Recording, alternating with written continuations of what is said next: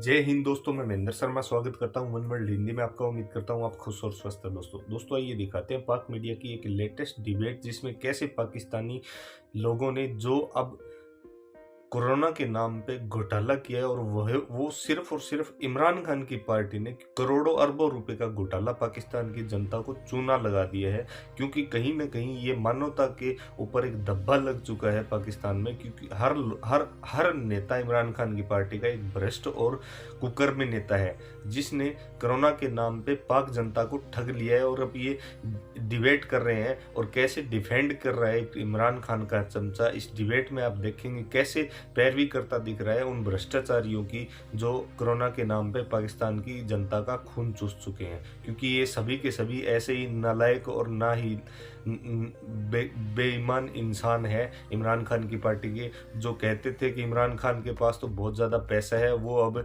इनकी बातें बिल्कुल ही नाहिल साबित हो चुकी है। तो दोस्तों देखिए डिबेट साजिया खान ने कैसे इसको धोते हुए हर क्वेश्चन का बहुत ही ज़बरदस्त तरीके से क्वेश्चन पूछा, जबकि चमचा अपने भ्रष्टाचारी नेताओं की पैरवी करता दिखा। तो दोस्तों देखिए डिबेट और कमेंट में अपनी प्रतिक्रिया जरूर दें। लास्ट में आपसे रिक्वेस्ट करूँ, चैनल पे नए हैं तो चैनल को सबसे पहले सब्सक्राइब कीजिए, लाइक शेयर कमेंट जरूर कीजिए। दोस्तों जय हिंद, वंदे मातरम, भारत माता की जय। दोस्तों खोले गए हैं कि यकीन नहीं आता कि नाअहली की बेज़ाब्तगियां हैं या फिर करप्शन की कहानी लिखी जा रही है।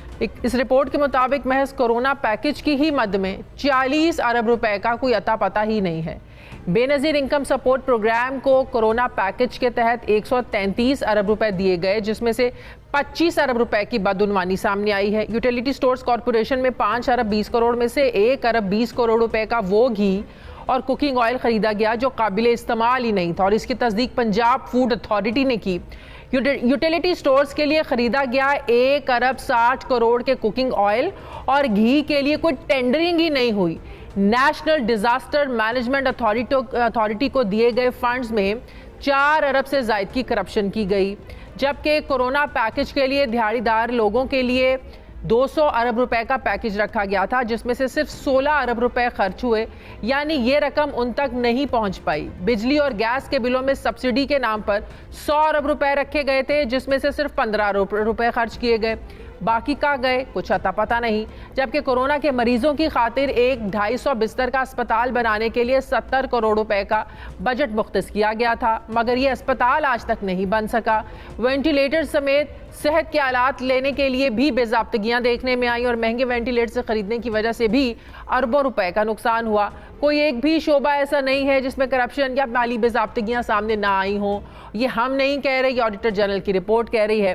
फिर इससे ऊपर महंगाई और इसके साथ बेरोजगारी, ये सारे अवामिल एक होकर तहरीक इंसाफ की हुकूमत की कारकर्दगी का पोल खोल रहे हैं। मगर हैरत की बात यह है कि ऑडिटर जनरल की रिपोर्ट सामने होने के बावजूद हुकूमत इसे मुस्तरद कर रही है, और हुकूमत के मुताबिक किसी भी किस्म की करप्शन नहीं हुई है। सवाल ये पैदा होता है कि अगर अरबों का हिसाब नहीं मिलेगा तो इस माली बेज़ाब्तगी को क्या कहा जाएगा? क्या नैब ऑर्डिनेंस में तरमीम का मकसद भी ऐसे माली फैसलों पर पर्दा डालना है? इसी पर मैं बात करूँगी। मुझे ज्वाइन कर रहे हैं तहरीक इंसाफ के रहनुमा हैं, वज़ीर मुमलिकत बराए इत्तलात व नशरियात हैं फ़ारूक हबीब साहब। अस्सलाम वालेकुम, बहुत बहुत शुक्रिया फ़ारूक हबीब साहब आपका। फ़ारूक हबीब साहब, आप तो इन 3 सालों में, क्या 3 साल से पहले से ही आप लोग तो नून लीग से वो रसीदें मांग रहे हैं, हिसाब मांग रहे हैं। खुद आप लोगों के से हिसाब मांगने की बारी आती है तो आप लोग ऐसी तरमीम ले आते हैं कि जो भी फैसले होंगे काबीना के उस पर पूछगिछ नहीं की जाएगी। ये जितने भी मैंने इंट्रो में बात की है या जिन जिन शोबों में माली बेज़ाब्तगियों का जिक्र किया है, ये मैं नहीं कह रही, ऑडिटर जनरल की रिपोर्ट कह रही है। इसका क्या जवाब है आपके पास? देखें, बुनियादी तौर के ऊपर ऑडिटर्स का काम होता है ऑब्जेक्शन लगाना, और जो मुतलका मिनिस्ट्रीज़ होती हैं जिनके मामलात के ऊपर ऑब्जेक्शंस रेगुलेटरीज सामने आती हैं, वो उसका जो है वो जवाब देती हैं। और इस हवाले से जो है जो मुतलका मिनिस्ट्रीज़ हैं उनको भी ये कह दिया गया है कि वो इसके ऊपर अपना जवाब फराहम करें। और जब ये ऑडिट पैराज होते हैं ये पब्लिक अकाउंट्स कमेटी में जाते हैं, जहाँ पर इनको सेटल किया जाता है। अगर पब्लिक अकाउंट्स कमेटी इस हवाले से मुतमिन हो जाती है, वो ऑडिट पैराज को जो है वो ड्रॉप कर देते हैं। अदरवाइज वरना वो केस जो है वो मुतलका इदारों को, नैब को भी फॉरवर्ड कर सकते हैं, किसी और इदारे को भी फॉरवर्ड कर सकते हैं। उस पर किसी किस्म का कोई एतराज़ नहीं है। जहाँ तक रह गई बात खास तौर के ऊपर जिस आप पर्टिकुलर ऑडिट पैरास की बात कर रही हैं, इनमें बहुत सारी ऐसी चीजें हैं जो कि कोविड के दौरान है। हाँ। कोरोना के दौरान आपकी एक वॉर फुटिंग सिचुएशन आपके ऊपर नाफिज थी, जहां पर आपको आए रोज आपके हॉस्पिटलों में बेड्स मौजूद नहीं थे, आपके अस्पतालों में वेंटिलेटर्स मौजूद नहीं थे, ऑक्सीजन की कैपेसिटी नहीं थी, पीपीपी किट्स हम नहीं बना रहे थे, मास्क हम नहीं बना रहे थे, जो टेस्ट करने वो वाली बात ठीक है, लेबोरेटरीज हैं, इमरजेंसी की किट्स हैं, वो सिचुएशन थी, पाकिस्तान में वॉर मौजूद की नहीं थी, सिचुएशन थी, वो तमाम चीजें थी। लेकिन मेरा सवाल ये है कि उस दौरान जो आपने पैकेज रखे थे, जो फंड्स रखे थे कि कोरोना से निपटने के लिए, चाहे वो लोगों को आपने खाने की शक्ल में देने थे, कुकिंग ऑयल खरीदना था, यूटिलिटी स्टोर्स के लिए सामान खरीदना था, मसला यह है कि जो पैसे जिस मकसद के लिए रखे गए थे उसमें आधे से भी आधे खर्च नहीं हुए। जी एक मिनट जरा मुझे आप एक्सप्लेन कर लेने दें ना। आपने सवाल उठाए, आपने उस रिपोर्ट का हवाला दिया, जरा मुझे एक्सप्लेन कर लेने देखें। जब आप वॉर फुटिंग के ऊपर चीज़ों के इंतजाम कर रहे होते हैं तो उस वक्त फिर आप जो प्रोसीजरल बहुत सारे आपके लैप्सेस होते हैं, यानी कि अगर आपने पेपरा रूल्स को फॉलो करना है तो आप अखबार में इश्तिहार देंगे, उससे बिड आएगी, उस बिड को 15 दिन के लिए आप जो है वो अवार्ड करने से पहले रोकेंगे। तो अगर आपको वॉर फुटिंग के अंदर चीज़ की ज़रूरत 24 घंटों में है तो आप 60 दिन उसका इंतज़ार नहीं कर सकते, तो आपने फैसले लेने होते हैं, वहाँ पर फिर ये फैसले लिए जाते हैं। जहाँ तक रहेगी बात यूटिलिटी स्टोर्स के हवाले से, तो यूटिलिटी स्टोर्स तो हमने 24 अरब रुपए से ज़ायद की सब्सिडी दी है। अगर उन्होंने कोई ऑयल खरीदा है या कोई और मामला है उसका वो अपना जवाब दे देंगे। लेकिन जहाँ तक रहेगी बात एहसास प्रोग्राम की, तो एहसास प्रोग्राम का तो यहाँ पर बिल्कुल जो कैश पहले जरा इनकी बात कर लेना यूटिलिटी स्टोर्स की, एक एक करके बात करते हैं ना फरूख हबीब साहब, इस तरह तो सारा मिक्स हो जाएगा, समझ ही नहीं आएगी। यूटिलिटी स्टोर्स कॉर्पोरेशन में 5 अरब 20 करोड़ में से 1 अरब 20 करोड़ रुपए का वो घी और कुकिंग ऑयल खरीदा गया जो काबिल इस्तेमाल नहीं था। इसकी तस्दीक पंजाब फूड अथॉरिटी ने भी की और इसके लिए टेंडरिंग नहीं हुई। नेशनल डिजास्टर मैनेजमेंट अथॉरिटी को दिए गए फंड्स में 4 अरब से जायद की करप्शन, माली बेजाब्तगियां, इनका जवाब किसने देना है? नहीं करप्शन का एक मिनट माली बेजाब्तगियां जो करप्शन हो, एक मिनट चलें, वो अब आप इरेगुलरिटीज की बात करें ना, फिर आप करप्शन की बात ना करें। करप्शन जो है वो क्रिमिनल ऑफेंस है और जब कोई चीज एस्टेब्लिश हो जाए फिर आप उसे करप्शन का बिल्कुल नाम दें। अगर वो इरेगुलरिटीज के जुमरे में आ रहा है, कागजात उसके अंदर पूरे नहीं किए गए या जो ड्यू प्रोसेस है उसको फॉलो नहीं किया गया, तो फिर वो इरेगुलरिटीज के जुमरे में जो है वो आएगी। और इरेगुलरिटी अगर आपकी पब्लिक अकाउंट्स कमेटी में सेटल हो जाती है, आप उसको सेटिस्फाई कर देते हैं, उन हालात को एक्सप्लेन कर देते हैं, तो फिर उसके ऊपर आप किसी सतह पे ऊपर कोई आगे कार्रवाई के लिए जो है वो नहीं आगे बढ़ सकते। लेकिन फिर मैं आपको ये कहूँगा कि हम शफाफियत के ऊपर, ट्रांसपेरेंसी के ऊपर यकीन रखते हैं। हम इन ऑडिट पैरास जो सामने आए हैं उनको सेटल भी करेंगे, उनकी जो ड्यू रीज़न है वो रीज़न भी सामने रखेंगे और इसके ऊपर जो है वो काबीना के अंदर वज़ीर आज़म साहब ऑलरेडी हदायत जो है वो जारी कर चुके हैं, जो मुतलका हमारी जो मिनिस्ट्रीज़ हैं कि इसके ऊपर आप आएँ और आकर जो है वो एक्सप्लेन करें जो उनकी पोजीशन है वहाँ पर। सही। और बिजली और गैस के बिलों में सब्सिडी के नाम पर ये भी 100 अरब रुपए रखे गए थे, जिसमें से सिर्फ 15 अरब रुपए खर्च हुए, बाकी 85 अरब का कोई अता पता ही नहीं है।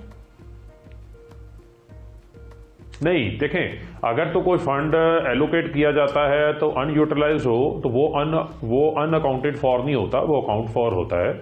और ये तमाम पैसे जो हैं वो फाइनेंस मिनिस्ट्री जो है वो जारी करती है। और फिर मैं आपकी इतला के लिए अर्ज करूं कि कोविड के दौरान हमने तो 3-3 माह के कमर्शियल और जो हमारे 75 kV के जो छोटे इंडस्ट्रियल यूनिट्स हैं उनके लिए जो है वो हम पैकेज लेकर आए थे। उनके लिए जो है वो हमने आसानियां उसके अंदर जो है वो पैदा की थी और वो पैसे हमने उनको फराहम भी किए, जिसमें 3-3 माह का उनका जो एवरेज बिल था उसके अंदर हमने उनको रिलीफ फराहम किया था।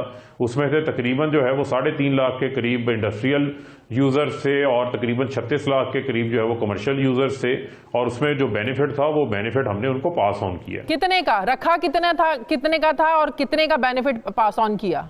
सवाल तो ये है। देखिए इसकी एग्जैक्टली इसकी तफसीलात जो हैं वो तो मिनिस्ट्री ऑफ पावर ही दे सकती है, लेकिन चूंकि हमने ये अपनी इंडस्ट्री की सहूलत के लिए किया था तो उनको ये बेनिफिट जो है वो पास ऑन भी हुआ है।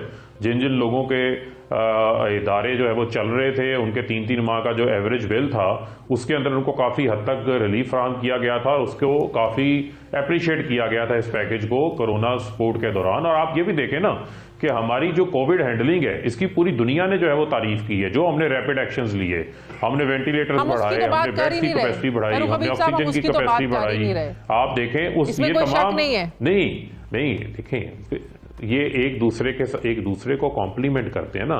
जब आप एक तो काम था कि आप हाथ धड़ के बैठ जाते और आप नुकसान होने देते और आप कहते नहीं मैंने तो तमाम प्रोसीजर्स पूरे करने हैं, डॉक्यूमेंटेड कार्रवाइयां पूरी करनी है, मतलब कि आप मैं किसी किस्म की मेरे सवाल का जवाब आप लोग मतलब के जवाबदेह हैं, इस सारे मामले पर ये हुकूमत जवाबदेह है।